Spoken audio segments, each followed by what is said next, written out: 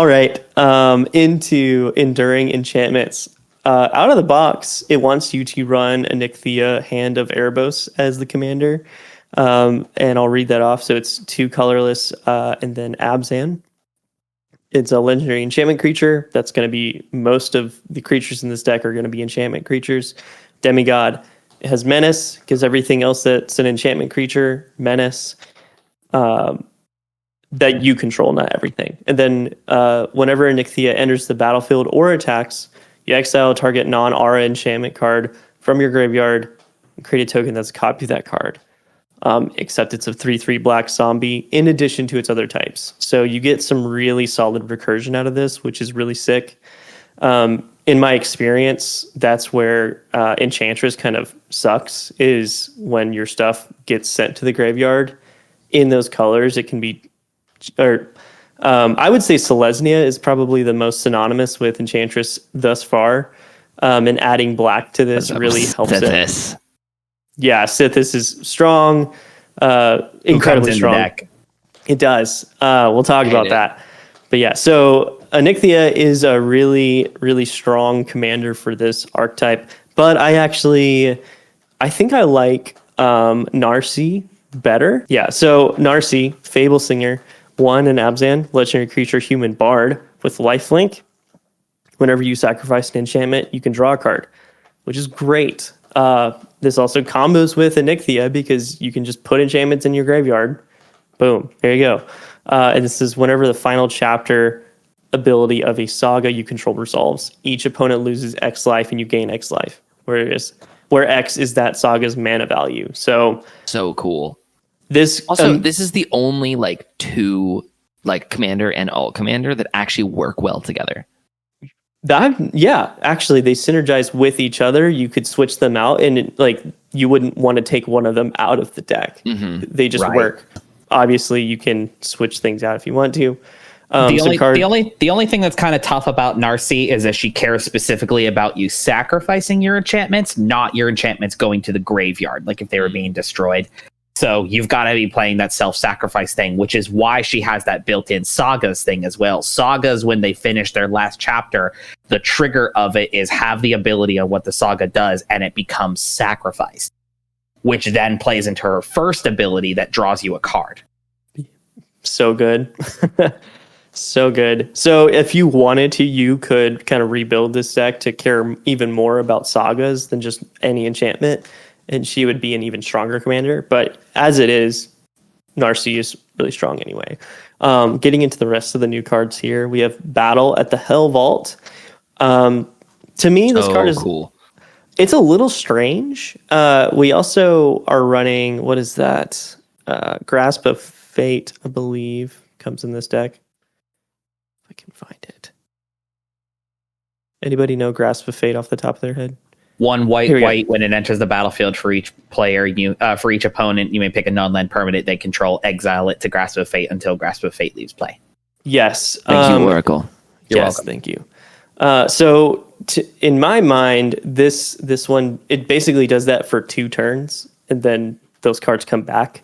So it's just strictly worse than Grasp of Fate, which is a little weird. I'm I don't know if I would choose to run this. The reason it does that is because it's a saga and it's depicting that moment in the Innistrad story. If you're not familiar what that is, the Hell Vault is a moon silver prison that Griselbrand, Avacyn, Nahiri, and some other rogues of Innistrad were trapped in.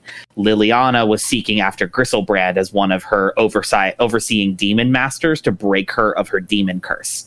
Gotcha. So Liliana broke the Hell Vault open to free Griselbrand, and that in turn released Avacyn, all the other baddies that were inside of it, and Nahiri.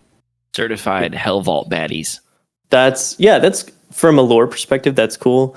From a game perspective, I don't know. Gameplay is it only takes care of it for a couple turns, but you can blink one of your own things with it. You can, yeah, which is probably the strongest thing to do with this because it is going to come back. I am going to be looking at the CMC for a 6 CMC thing. That's a lot of mana for them to just get it back in 2 turns. And then it does make an Avacyn token basically on its 3rd chapter. But to do for me, I'm like, this is not a strong enough card for 6 CMC. It feels to me like a worse version of Elspeth Conquers Death. Yes. Like directly worse. Yeah. Which is funny because that card comes in the deck as well, I believe. ¿Por qué no los dos? Let's see. Does it? Can't see. I thought it did. Maybe. Oh, I guess not. Okay. Nope. Never mind. That would be. I don't think so. So cut this for that. Upgrade. Yeah, put Elspeth Conquers Death in here. Moving on to Boon of the Spirit Realm, we have an enchantment for 3 white. It has Constellation. Whenever Boon of the Spirit Realm or another enchantment enters the battlefield under your control, you put a blessing counter on Boon of the Spirit Realm. And then creatures you control get +1/+1 for each blessing counter on Boon of the Spirit Realm. So that's just really strong. Very powerful Anthem effect. Cathar's Crusade-ish. Works really well with Cathar's Crusade, honestly. So kind of closer to Dora Destinies, more like that doesn't care about a creature type. Yeah. But either way, really strong in this deck. Yeah. I'm stoked. I'm stoked for this one as a Go Shintai of Life's Origin player. Boo. It's so Boo this man. Boo. Oh, come on. Boo this man. The 1/1 tokens that Go Shintai creates are enchantment creatures, so they'll trigger the Constellation on this, and then like you actually have a win condition with your shrines. I hate that. I love it. I'm so excited for this one. Moving on to the Ondu Spirit Dancer. It's 4 and a white for a creature core cleric. Whenever an enchantment enters the battlefield under your control, you may create a token that's a copy of it. And you can only do this once a turn.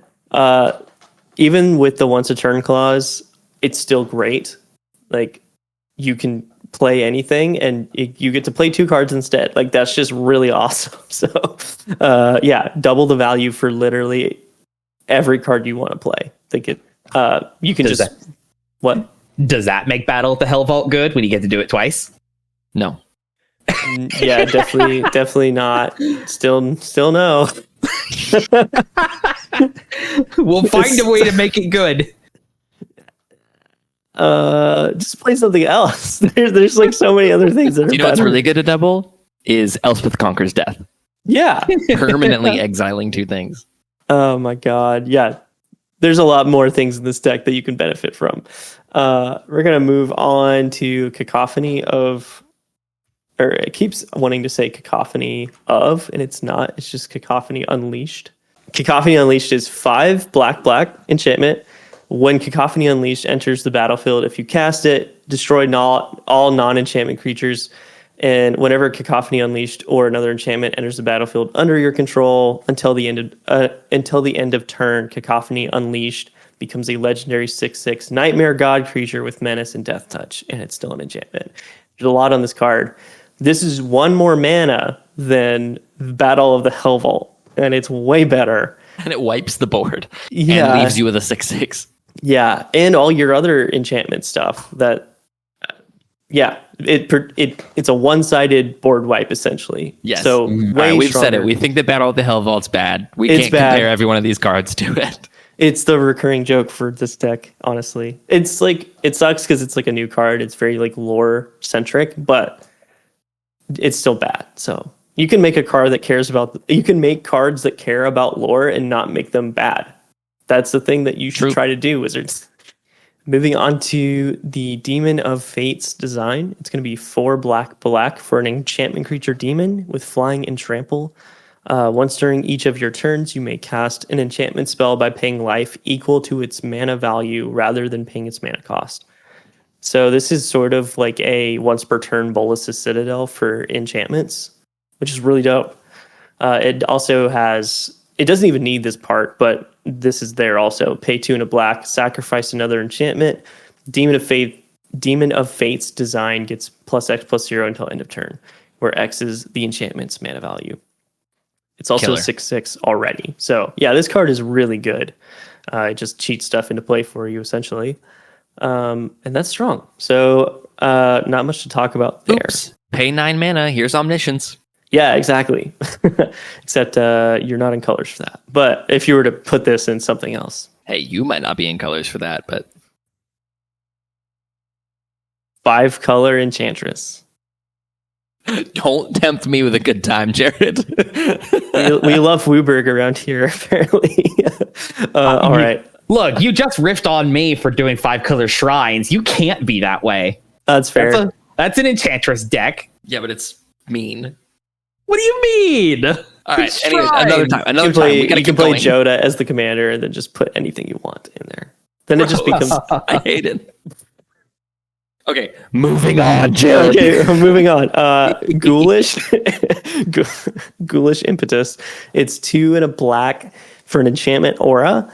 Enchanted creature gets +1/+1, has a death touch, and is goaded. And when the creature dies, return Ghoulish Impetus to the battlefield at the beginning of the next end step. So, goad is awesome. And this is goaded with the sauce. Actually, death touch is the sauce, and this is that yes, canonically. Yeah, canonically, death touch is the sauce here. So you're just making your opponent swing a death toucher at each other indefinitely until they get rid of this. So that's so sick and really fun. Yeah, but the idea behind it is like you're throwing like this on like their biggest creature, and then someone else chumps blocks because the goaded creature has death touch. Worst case scenario, it's taking something else out with it.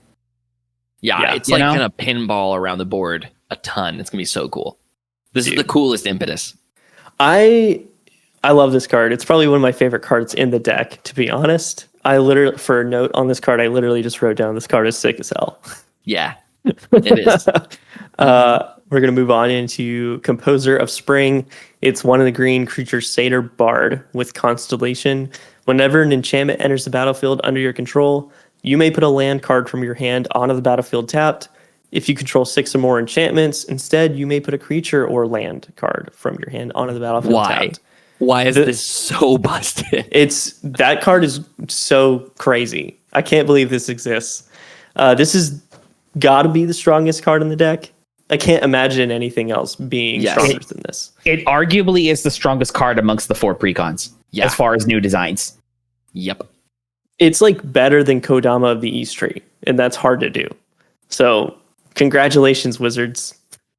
you moved the goalposts again. Good job. This card only costs 2 mana to play. Why? Remember when the best 2 mana card was Tarmogoyf? Like a vanilla 5/6? And everyone was like, this is crazy. And now our 2 mana things ramp us and cheat things into play. Yeah. Dude, wow, you know what's even more crazy? That this card is in the same deck as Battle for the Hell Vault. Okay, moving on, Jared. These are your bookends of power in this deck. Those 2 cards. All right. On to the Nyxborn Behemoth. Maybe I'm missing something here, but I hate this card. I hate it so much. Ooh, let's see. It's 10 green. Enchantment creature beast. The spell costs X less to cast, where X is the total mana value of non-creature enchantments you control. It's still like just a 10/10 with trample, and you can sacrifice another enchantment to make it indestructible until the end of the turn. Yeah, that's a big body, but it is just removal bait, and there's a lot of removal in this game that gets around. It's removal bait that makes itself indestructible. True. That is a strong thing to do. That takes care of a lot of it. It's just like, it's funny. There's a very similar card in the Eldrazi Unbound deck that is Metalwork Colossus, which is just an 11 mana 10/10 that cost X less, where X is the total mana value of non-creature artifacts you control. And like, these are good just because they get cheap. So like, if you have 1 5 mana Saga in play, this comes down for 7 mana. And then if you have 2 of those in play, all of a sudden you have a 2 mana 10/10 with trample that like, you don't care if it dies because you've spent 2 mana on it.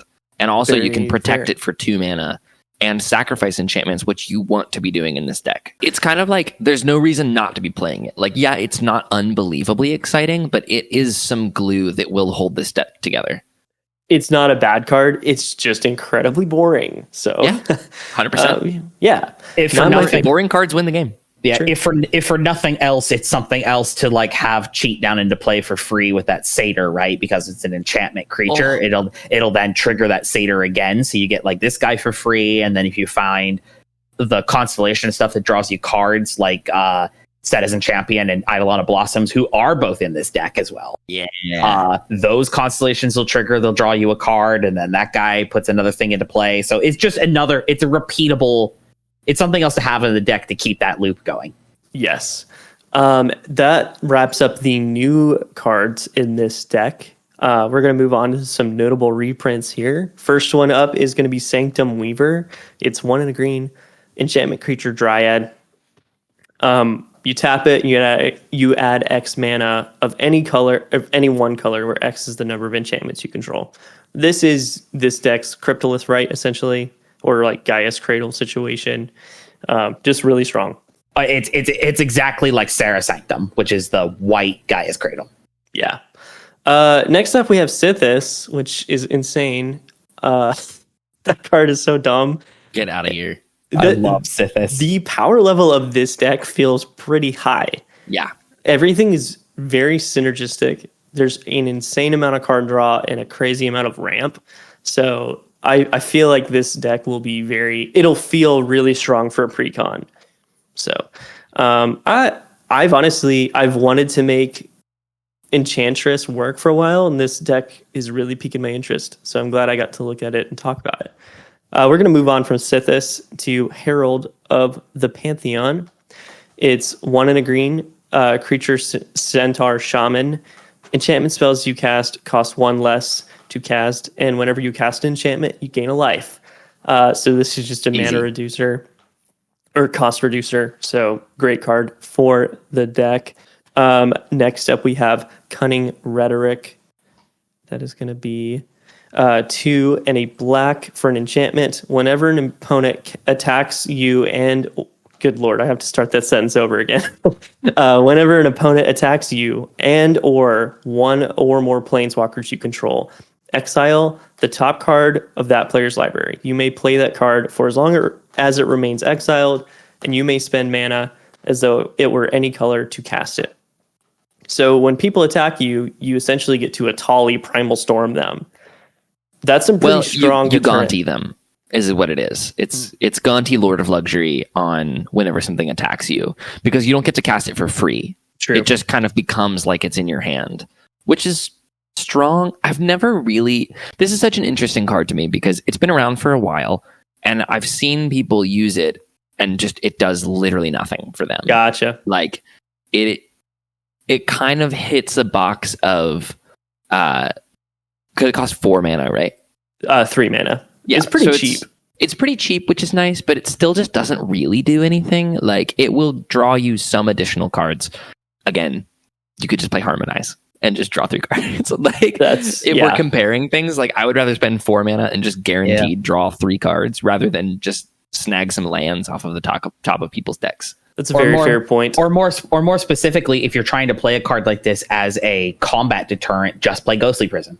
Yeah, I've never seen someone go, oh no, they have a Cunning Rhetoric, I guess I'm not going to attack them. Like, yeah, to be honest, this should probably just be a Ghostly Prison because that's also an enchantment and it's in the colors of this deck. Especially since most of this deck is trying to reduce the cost of enchantments and triggers on casting an enchantment. If you're just casting random stuff off the top of your opponent's deck, it's probably not going to synergize with what you're doing. Yeah. So, this should just be a Ghostly Prison. But honestly, it's kind of a neat card. I wish it worked a little better. I've personally never seen it in action, but Joseph, thanks for that insight on that. We're going to move on. Just a little note to the Starfield Mystic. That is going to be colorless and white for a creature, human cleric.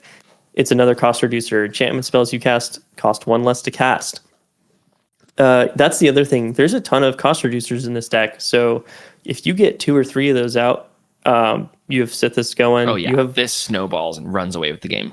It does. It can almost turn into like Enchantment Cascade, which would be kind of hilarious to watch. But anyway, whenever an enchantment you control is put into a graveyard from the battlefield, you put a +1/+1 counter on Starfield Mystic. So it's just some extra value stapled on top of this already really strong 2/2. So yeah, good card in the deck. Citizen Champion. I think you mentioned this a couple minutes ago, John. Do you want to talk about it? I mean, it's the best Enchantress, just straight up, right? Like, Enchantresses objectively, like, they, at least a lot of previous ones, they just care on you casting enchantments. The fact that Citizen Champion says Constellation, yes, you have to have your enchantment resolved to get the card draw, but it also isn't restricted to non-token. Works really well with the face commander. And being that it costs 3 and it makes itself bigger, it's a card draw engine that later becomes a threat. Yeah, we love those. It's pretty dope. Moving on to Grasp of Fate. I mentioned this just a second ago. Strong. Not going to reread it, but basically everything that Battle of Hell Vault should have been. It's a great card. So moving on to Starfield of Nyx. At the beginning of your upkeep, you may return target enchantment card from your graveyard to the battlefield. As long as you control 5 or more enchantments, each other non-aura enchantment you control is a creature in addition to its other types and has base power and toughness, each equal to its converted mana cost. So it's pretty sick. It basically turns all of your regular enchantments into creatures as well. So this can win you a game just by turning everything on your board. Every saga that you have is now a creature. Pretty awesome. We love that. We're going to move on to the last reprint, Dryad of the Elysian Grove. You guys probably know this card and love this card. It just fixes your mana and lets you play extra lands per turn. But that is awesome. I'd want to just jump in for you as far as notable reprints are concerned that Mirari's Wake also comes in this deck too. Yes. It is a great Mirari's card. Wake is busted. I love a mana doubler. You know that. You do. Mm-hmm. This is a man that plays Mana Flare with no extra value. No extra value. I just think it's hilarious to speed the game up from turn 3 to turn 6. It's awesome. Anyways, regardless of what we were talking about before, final thoughts. What do you think of the Enchantress deck? Yeah, final thoughts. I think it's very synergistic. It doesn't really seem to have the problem that precons have where there's 3 different strategies and they all try to do all of them. This one is dialed in. It is enchantments. There's not a ton of auras. Like the only thing that's not it seems like they deliberately didn't want this deck to run a ton of auras to make it kind of different than other Enchantress strategies, which is cool because there's some anti-aura synergy. But anyway, as far as the way the deck functions, it seems to know what it wants to do. Also, the land base is really good. It does not have the problem that the one that John talked about has, where everything comes in tapped. I suppose that just happens to be a benefit of just being less than 5 color, right? Like once you start needing to make a mana base that is 3 colors or less, like you don't have to dig too deep as far as your fixing is concerned, right? You just it's a lot cheaper. You focus in on where your strongest colors are and just give yourself some lands that help you. Splash is kind of not really the way to describe it, but like the core of this deck is Celestia. Absolutely. Just as long as your fixing helps you get to the stuff that you need to cast with black or double pips, then you're set. Yeah. I was going to say, this feels like this maybe one of the strongest precons that they've printed. Yeah, I'd have to play it to be sure, but just looking at it seems very, very strong. Yes. You can obviously swap out the Heliod that comes in the deck for Heliod, the one that combos with Walking Ballista, and put those 2 in if you want. And then Exquisite Blood, Sanguine Bond, you can obviously throw those in as well if you wanted classic to combo. Take this up to just super strong. But overall, a recently new cheap one that would throw in here that would actually synergize super well with what Anthika does. Sterling Grove has recently become extremely low in cost, gives your other enchantments hexproof, and then sacrifices itself to tutor an enchantment. Those are both exactly what Anthika wants you to do. Wow. We also just found out that we're getting a Greater Auramancy reprint. Oh, wow. Wilds of Eldraine. which is also notably not in this deck. Do you want to read off what that does, Joseph? Yes, Greater Aromancy. Other enchantments you control have Shroud, and enchanted creatures you control have Shroud. For 2 mana. Sick. Wow. That's really strong. It's like a $25 card, but again, it's getting printed in the like extra slot in Wilds of Eldraine. Shoot, dude. Yeah, this deck is loaded. Also, Calyx is in here, so you have Calyx is in there? Calyx. Yeah. Which the new one from March of the Machine? Destiny's Hand. The Planeswalker one. Oh, well, the new one from March of the Machine would be broken. Yeah, that one. It would in this deck too. You should put it in. You should put it in. Yes. John, I know you're a big fan of Calyx. Very happy with this deck. I just got one for my Enchantress deck, actually.